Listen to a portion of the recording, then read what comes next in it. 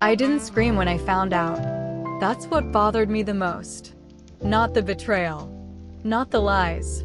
Not even the fact that my entire family had been discussing my life like I wasn't in it. No. What scared me was how calm I was. I found out on a random afternoon. Not from my parents. Not from my sister. But from my aunt. "So when are you starting your break?" she asked casually. I blinked. "My, what?" "Your break from school," she said. "Your mom said you're taking a year off." I laughed. Not because it was funny, but because it didn't make sense. "I'm not taking a break." That's when she gave me that look. That slow, awkward smile people use when they realize you don't know what's happening in your own life. My name is Amara. I'm 18, and apparently, my future had already been decided. Now here's the part that makes it worse. My family didn't think they were wrong. Because yes, I had been struggling. I won't lie about that. My grades dropped. I stopped talking as much. I stayed in my room longer than usual. But struggling is not the same as quitting. The only person I actually explained myself to was Zara, my sister. "I just feel lost," I told her one night. "I don't even know if this is what I want anymore, but I'm not giving up. I just need to figure things out." She nodded.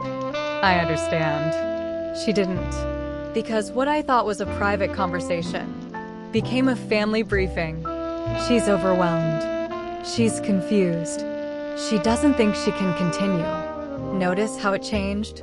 Every time my words passed through someone else, they became smaller, weaker, until eventually, "I need time," became, "She's quitting." My mom started making calls. My dad started having serious discussions. Relatives started giving advice.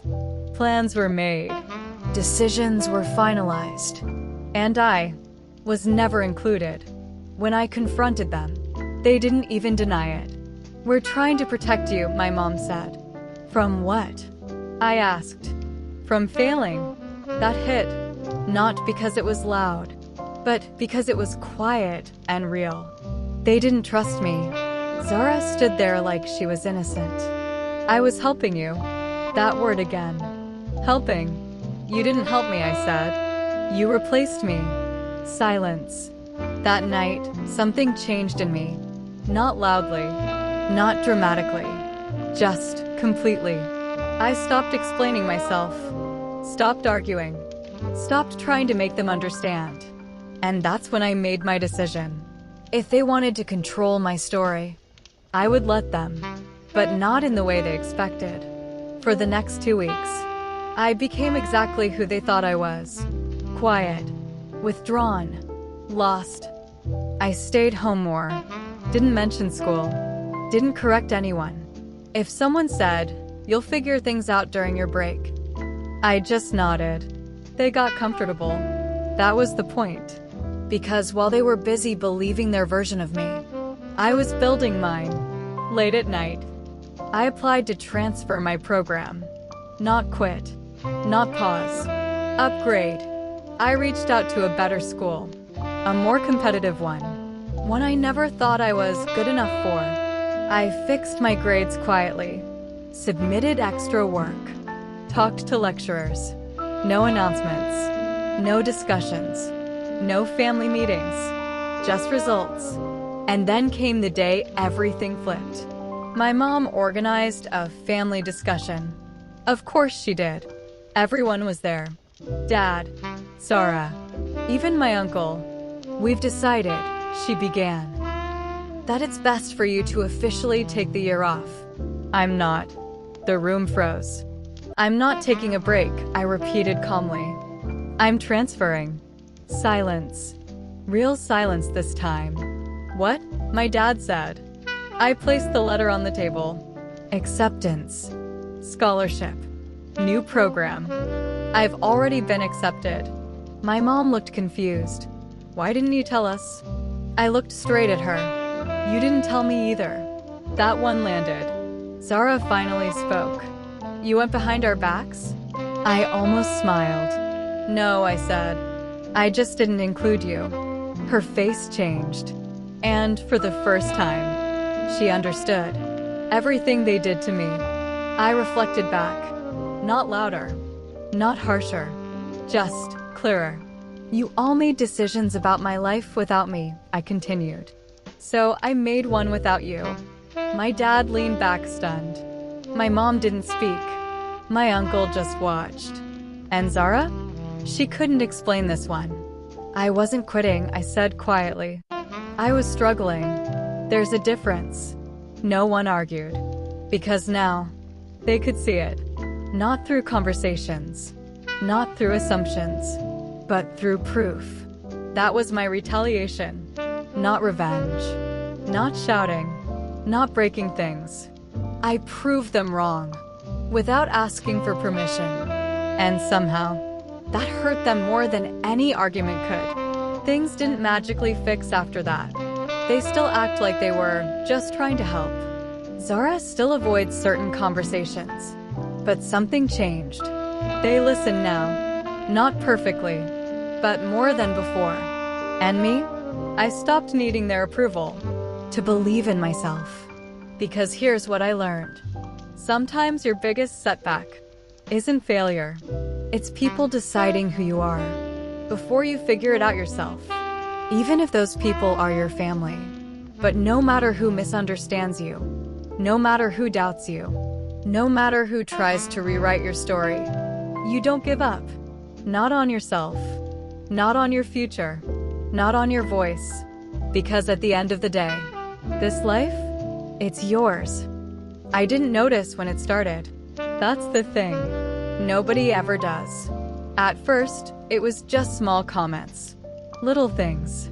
The kind you can ignore if you try hard enough. You've changed. You don't talk like you used to. You're always in your room. I thought it was normal.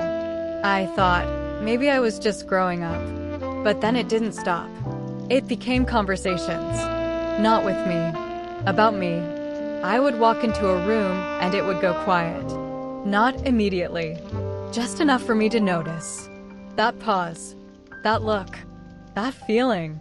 Like I missed something. One evening, I heard my name from the kitchen. I wasn't trying to listen. But I did.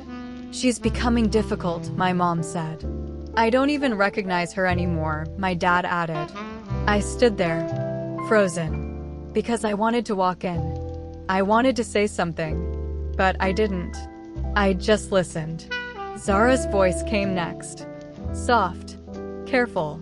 She's been acting strange for a while, she said. I think she's hiding something. That one. Stuck. Hiding something? I walked away before they could say more. That night, I replayed everything. Every conversation. Every moment. Trying to figure out when I became a problem. Because no one told me directly. They just adjusted around me. My mom stopped asking me things. My dad stopped joking with me. Zara? She watched me. Not like a sister.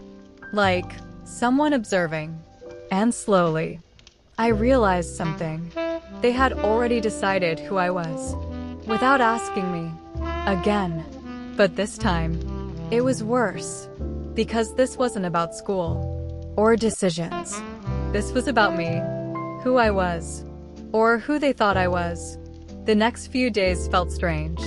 Like I was living in a house. Where everyone knew a secret about me. Except me. Until I found out. Not from them. From my cousin. You okay? She asked over the phone. Why wouldn't I be? She hesitated. They said you've been lying. My chest tightened. Lying about what? About where you go. Who you talk to. Stuff like that. I didn't even respond. Because I didn't understand. Lying? I barely even went anywhere. That's when it hit me. They weren't reacting to something I did. They were reacting to something they believed. Something someone told them. Zara. I didn't confront her immediately. I watched. Listened. Paid attention. And the more I did, the clearer it became. She wasn't lying. She was reshaping things. She comes home late sometimes. Became, she's always out doing who knows what. She doesn't talk much anymore.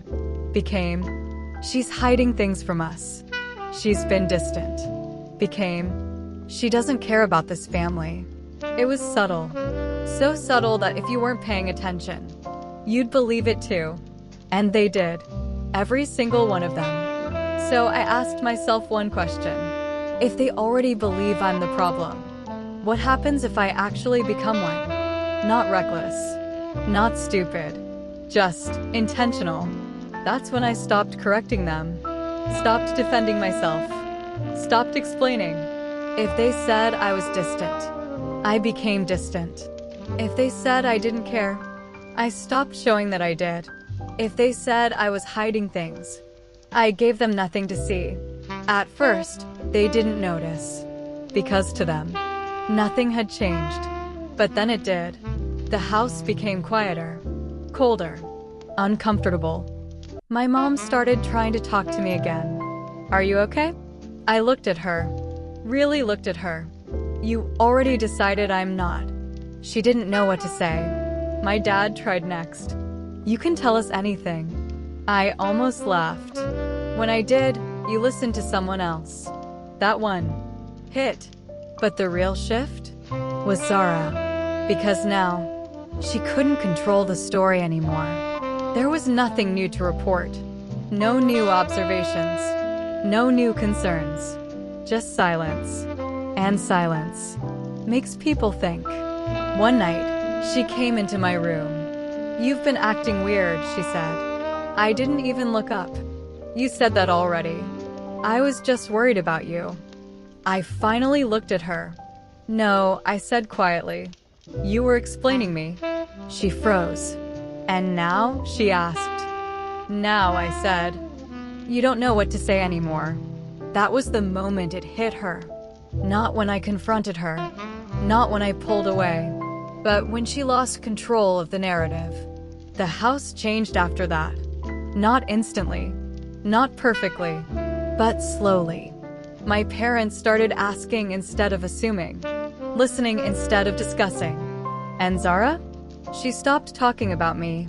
Because she realized something. She never really knew me. She just knew how to describe me. And me? I didn't become the problem. I became quiet enough for the truth to show itself. Because sometimes, you don't fight back by shouting. You fight back by stepping back and letting people realize they were wrong all along, even if it takes losing you first. And even then, you don't give up. Not on yourself, not on your voice, not on your truth. Because no matter what they say you are, you decide who you become.